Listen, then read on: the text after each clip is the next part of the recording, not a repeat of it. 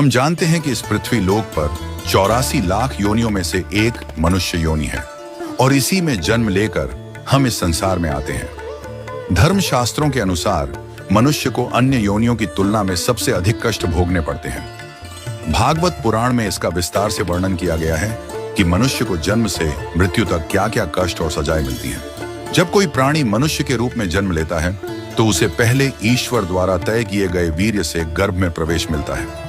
गर्भ में वह 8 महीने तक कष्ट भोगता है। पहले 3 महीनों तक केवल अंगों का निर्माण होता है। चौथे महीने में मांस का निर्माण होने लगता है। फिर 5वें महीने में शिशु को भूख और प्यास लगने लगती है।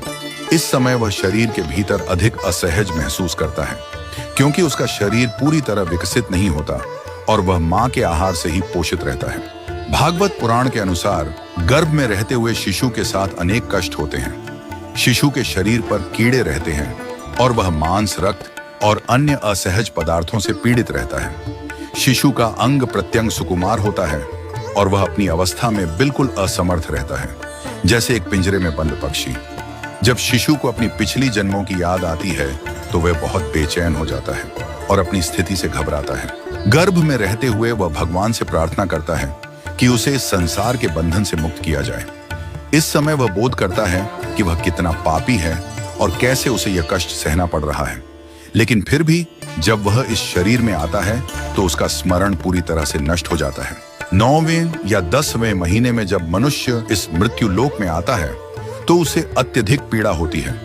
वह जोर जोर से रोता है और इस कष्ट भरे संसार में आने के बाद उसे खटमल, चींटियां और अन्य कीड़े उसे कष्ट देते हैं। शिशु को हर क्षण में किसी न किसी कष्ट का सामना करना पड़ता है। मानव जीवन में भी अनेक कष्ट होते हैं। जैसे किसी ने अपने जीवन में पाप किए हैं, जैसे दूसरों का शोषण, हत्या या बुरा व्यवहार, तो उसे अगले जन्म में भी उसी कर्म का फल भोगना पड़ता है। मनुष्य जो अच्छे या बुरे कर्म करता है उनका असर उसके अगले जन्म पर पड़ता है। भागवत पुराण में यह भी बताया गया है कि यदि किसी व्यक्ति ने अपने जीवन में गलत संगत की, विशेषकर यदि वह स्त्रियों के साथ अनुचित संबंध बनाता है, तो उसे अगले जन्म में स्त्री योनि प्राप्त होती है।